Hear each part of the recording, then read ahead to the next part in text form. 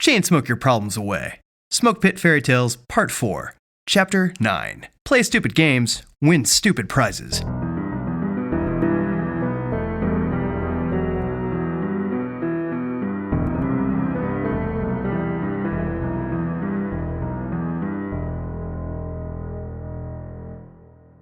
Thatch dropped his packs on his barracks room floor, keyed open his closet door, and kicked the bags inside. He set his guitar case next to the others he had on stands by his amplifier. He switched out of his uniform to a pair of jeans and a black jinbei. He went to throw his camo in the closet and found a 30 rack he had left. Merry fucking Christmas. He put the beer in the fridge and took out the 6-pack he had also left. Thatch walked out to the courtyard behind the barracks with his guitar and the beer. He cracked one open, lit a cigarette, and started playing. Most of the rest of the company was still unloading their gear and running to the PX before it closed to acquire alcohol. The sun was starting to go down, but it was hot, especially compared to his last months on a cold ship.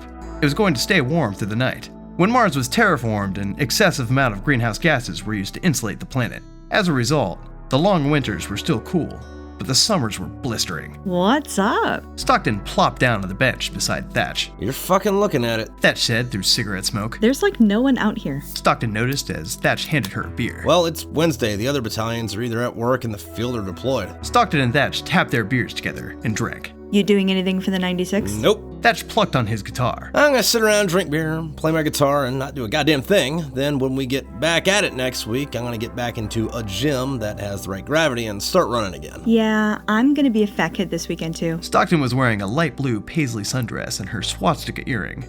She kicked the rocks behind the bench with her cowboy boots. You wanna play Irish poker? You think you're ginger enough to do that? You're part Irish too. I think it's Scottish. Thatch paused strumming the guitar and thought about his heritage. Hell, it might be Irish. I don't know. He didn't really think it mattered. Did Virescents have countries they came from on their planet?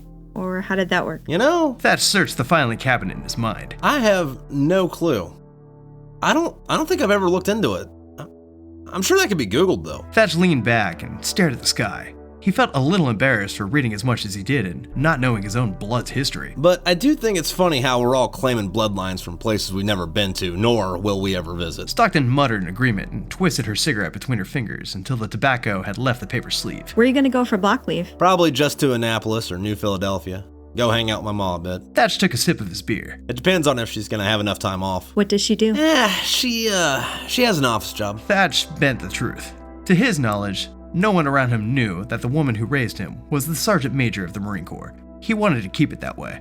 Not out of embarrassment, but he didn't want anyone to think he had an unfair advantage in the promotion world. What about you? Where are you going? Probably just home and spend my time hunting and rock climbing. She rolled her head back and rocked it from side to side, pressing out the kinks. Her bones popped and snapped. Thatch sneered at the sounds coming out of her body. You should probably get that checked out.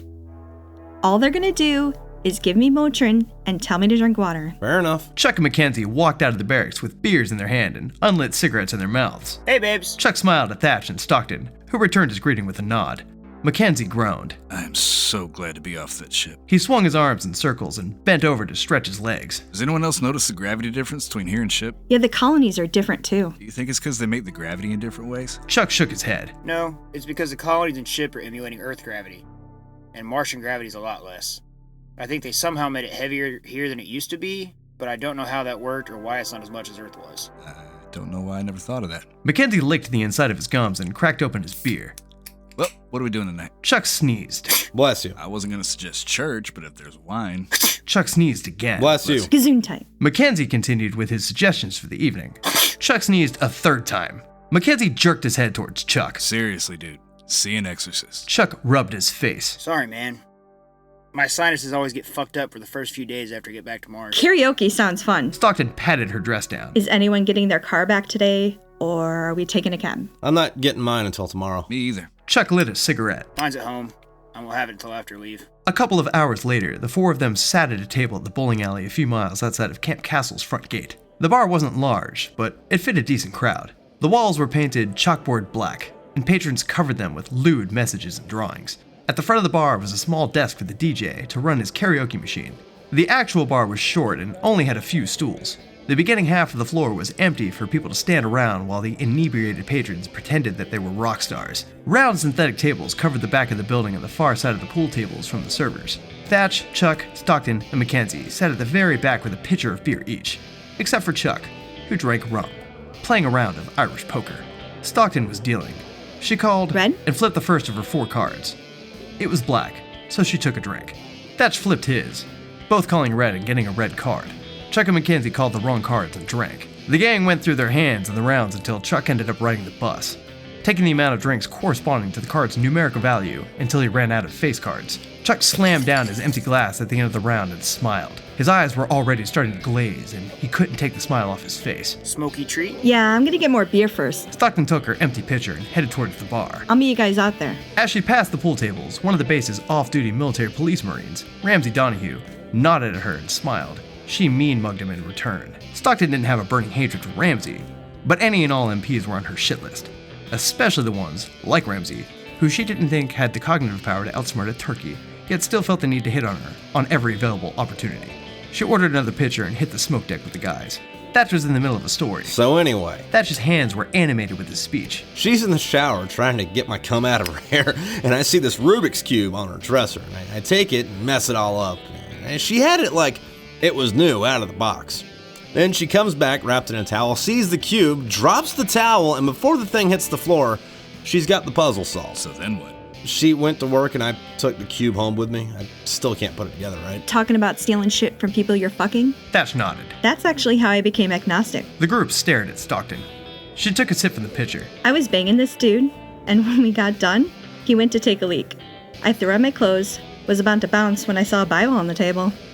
I think to myself, you know, I've never read that. I'll take it. So I steal the book, I read it over the next few months, and I guess now I'm agnostic. Wait, what? McKenzie scrunched his face in her in a feeling somewhere between disgust and disbelief. Well, I don't believe in God, but I like the stories. Stockton twisted her face in thought. That and I think I saw a ghost once, and I don't think you're allowed to believe in ghosts and not God. I don't know. No, you ditched the dude you just fucked and stole a damn Bible. Stockton shrugged and raised one eyebrow in indifference. Yeah, that's not good. Even if there isn't a God, you're still probably going to hell for that. Whatever. They went back inside and drank to celebrate their return from deployment. Other Marines showed up and disappeared, but the 4 at the back table only minded each other while they drank and played their games until they were too drunk to stand up straight. They'd given up their drinking games and stood outside to drink away their cigarettes. Stockton walked in alone from the deck to order another round. She decided to slow down and just go for a glass of beer at a time instead of a full pitcher. The bartender gave her a beer and a shot. She didn't remember ordering the liquor, but if it was a mistake by the bartender, she wasn't going to let the opportunity for a free drink pass. She spilled the shot into her mouth, taking a moment to taste it before she downed it. That's from me. Stockton looked to her left with the alcohol still in her mouth. Remsay leaned on the bar next to her and smiled a slimy buck-toothed grin. I hope you like it. Stockton looked deep into Remsay's eyes. She put the shot glass up to her bottom lip, slowly spitting the drink back out. Remsay gave her an obviously faked look of shock. Wow. Am I really that bad to you? He tried to sound flirtatious. Stockton put the shot of whiskey and spit on the bar in front of Remsay, grabbed her beer, and started to head outside. Remsay grabbed Stockton's arm as she passed. He wasn't trying to be overly aggressive. He just wanted to show her that he wanted to talk to her. Hold up. What'd I ever do to you? Stockton cocked her head up at him. She was almost 2 feet shorter than him, but still managed to stare him down. She looked down at the hand holding her arm, then back to his face. Get your goddamn hands off me, pig. There's no need to be hostile. Remsay said, keeping his hand in place. I'm just trying to figure out what's... Before he could finish, Stockton's beer mug made contact with his temple. Remsay's vision blurred and he stumbled back. After about half a second, he started to regain his composure. He looked at Stockton, surprised that a little girl like her could hit so hard. He felt the beer soaking his shirt and grimaced at her. He started to stand all the way back up. Stockton scraped her boot sole down his shin, pulled the knife from Remsay's pocket, grabbed his hair, slammed his face into the bar, flipped open the knife, and stabbed it through his collar into the top of the bar, pinning him there. Stockton fiddled through her wallet-sized purse and dropped cash on the bar. Sorry about that. She told the bartender, who promptly told her to leave. She adjusted her equilibrium and strolled outside. We gotta leave. Why? What's up? Chuck, Thatch, and McKenzie peered into the door and saw a couple other off-duty MPs helping Remsay back up. Damn it, Stockton, I was having a good night. He was being a dick. Thatch rolled his eyes. So are we going to wait for him out here and get him again? No, let's just go to the diner and eat before we call a cab back. They quickly finished the drinks in their hands and set off into the darkness towards the restaurant a few blocks up the street. They sat down on one of the booths and took off their jackets. The tables were made of synthetic plastic but were painted to look like wood. The waitress came and took their orders. When they were done, they hailed a cab to get back to base. They loaded up in the van and the driver turned and said, Hey, just so you guys know, the computer system is down and I can only take cash. The four of them offered the driver drunken stares. Thatch's eyes were too heavy to stay all the way open. He fumbled out his wallet to check for paper money. Nothing. I don't have any cash. If you take us to an ATM, I'll get it. The driver looked them over again. All right, put on your seatbelts, we'll get rolling. He drove them down a couple of blocks to the nearest convenience store that was still open at 2 in the morning. Stockton got out of the car and headed inside. Chuck leaned over towards the driver. So what's up, man? Having a good night? The driver shrugged. Yeah, it's not too bad, man. Doing my rounds. How long you been driving a cab? The driver scratched his face. A couple of months. Just got out not too long ago, but my wife's still active duty. Wasn't just about to sit home on my ass bored. It's getting out in about a year, then I'm gonna move back to St. Cupertino. That's a nice place. I haven't been down that way in years. Man, it's by the beach and it's just outside the tropics, so it's cool in the winter and snows. Dude, we're almost by the equator and it snows. Yeah, but it's just flurries, yeah. It's feet of it up north. Excuse me. Interrupted a drunken pedestrian by the side of the cab. The driver rolled down the window. Yeah, what's up? The man stumbled toward the cab. Can I get a ride with you, cabbie? Nah, I'm sorry, man, but the cab's full. The man squinted to see inside the vehicle. Kick these guys out. The driver looked at the man, stone-faced. I'm sorry, dude, I can't do that. I can call you another cab, though, if you'd like. The man grew angry. No, man. Fuck that. He took a swing at the driver. The driver leaned back and dodged the blow, but the drunken pedestrian made contact with the window and shattered the glass. Fuck you. He yelled, then ran into the darkness of the red desert. Whoa! What the fuck was that about? I don't know, man. Chuck and McKenzie groaned. The driver pulled out his phone and dialed 911. Before the dispatcher answered, he looked back at the passengers and apologized with a simple, I'm sorry, guys. Don't worry about it, man. He looked at Thatch and said, We're going to be here for a minute. brandishing his pack of cigarettes. Sure. Thatch opened the door and the three of them got out of the cab and lit up. The cab driver followed suit while he was on the phone with the police. Stockton came back outside with cash and the other explained to her what had happened.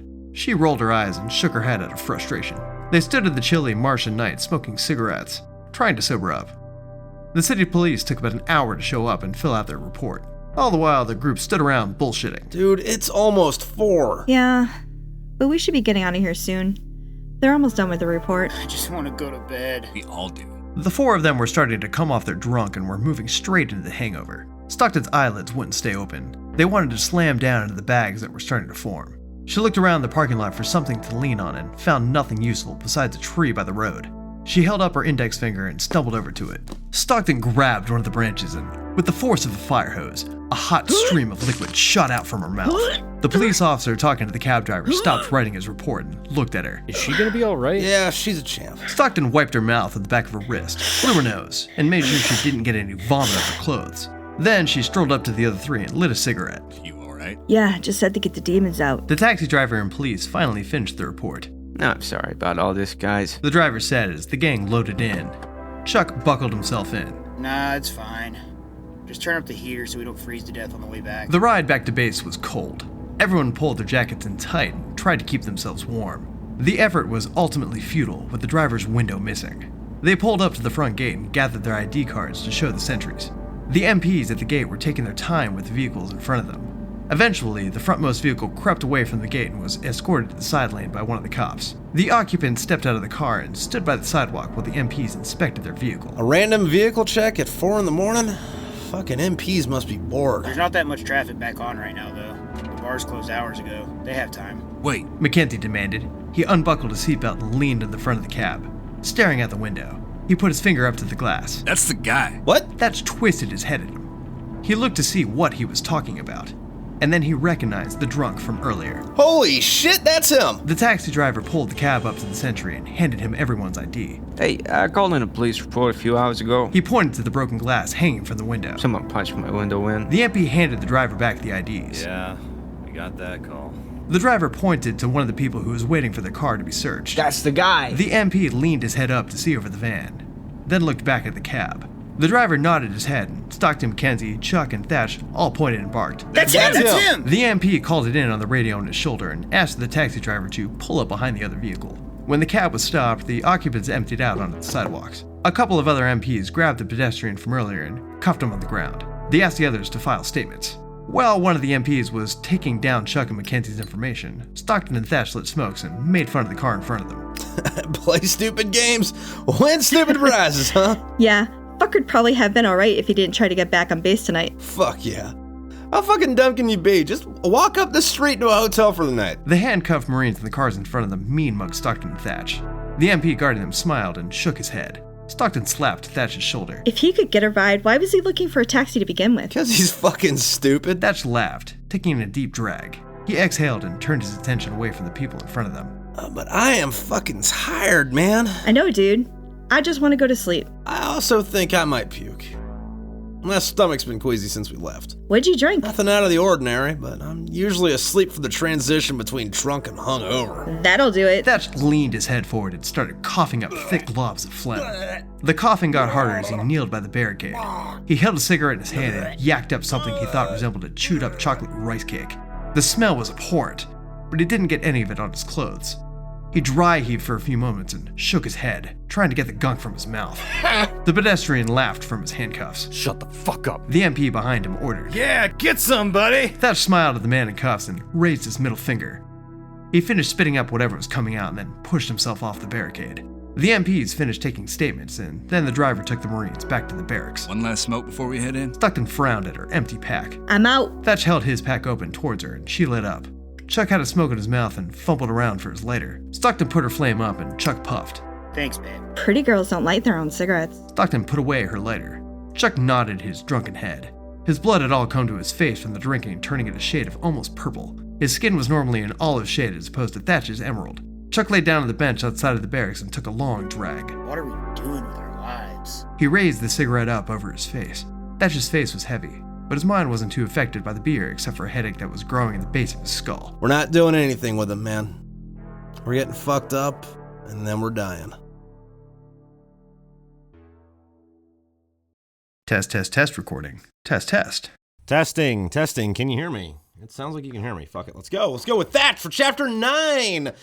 Play stupid games, win stupid prizes. Oh, this is dense. I gotta dig through shit. All right, hold on. Yeah, it would have been a good blooper, except I said Rick Wool. So I got a blooper inside a blooper. Blooperception. How's Thatch talk? Thatch talks like this. We'll be all right. All right, we're doing this for real now. Okay, my phone needs to not blow up. No one's fucking called me in 2 goddamn weeks. And then start recording shit, and it's like, hey, buddy, where you been? Everybody all at once. It's like they fucking know! Quit calling me! Fuck! Greetings, friends. You're fucking looking at it. Okay, do you know what? This might actually be turn phone off bad. Jesus Christ. Hold on. Wait, there's a notification turn offer, right? I can turn off wait, where the fuck is do not? Just shut the fuck up. I don't have a don't disturb. Yeah, I know. That's why I just turned everything off. Fuck it. Cool. Do not disturb mode is fucking clutch. Definitely something normal people say. Oh, okay. So I turn my phone on do not disturb mode, and then all of a sudden my computer doesn't want to work. That's fucking awesome. It's still recording. I can see that, but I can't scroll down in a fucking Word document.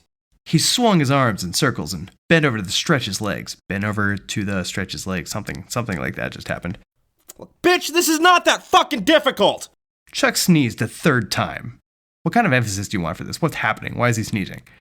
There's 2 programs on right now. There's the fucking recording software and this fucking Word document. There is no reason to be slow! McKenzie.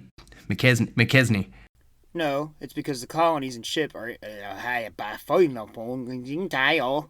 A couple of hours later, the 4 of them sat at a table at the bowling alley a few miles outside of Camp... I should have looked at that beforehand. It's underlined in red. Cazals? No, it's because the fuck me. Fuck! Okay, my bad. I'm not stupid. You're stupid. That's how castle's spelled. You idiot! This is Remsay, Chapter 9, Play Stupid Games, Win Stupid Prizes, i.e. voting for Democrats. Stop and reading this line. Now, there's no need to be hostile. I'm just trying to find out what's going on beneath the fuck sticks. Stockton. I hate this name. Thatch. Stockton. You just gave me so many fucking consonants for all these narrative names. All right, Tripp, you didn't give me a location for this, but police officer, right after Stockton pukes, is she going to be all right? I guess that's it for that one. She put the shot glass... Up to her bottom lip, slowly.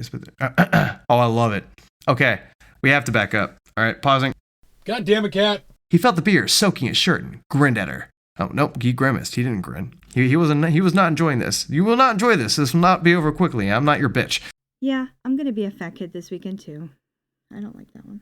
Chuck, Thatch, and McKenzie peered into the door and saw a couple of... Oh my god in hell. How long is this chapter? I can't fucking read tonight.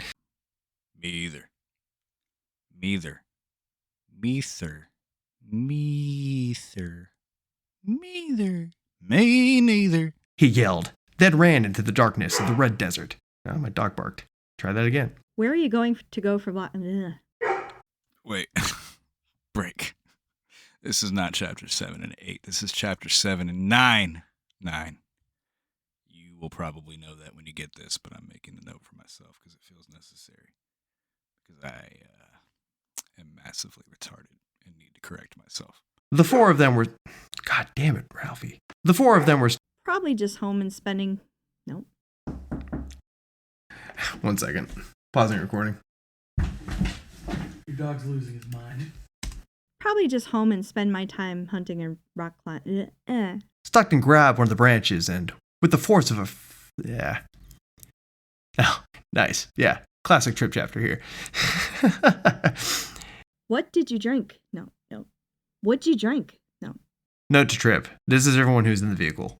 Something tells me that chapter is going to be so much of an editing hell for you that by the time you get to it, you're just going to make me do it again. We will. Recording ending.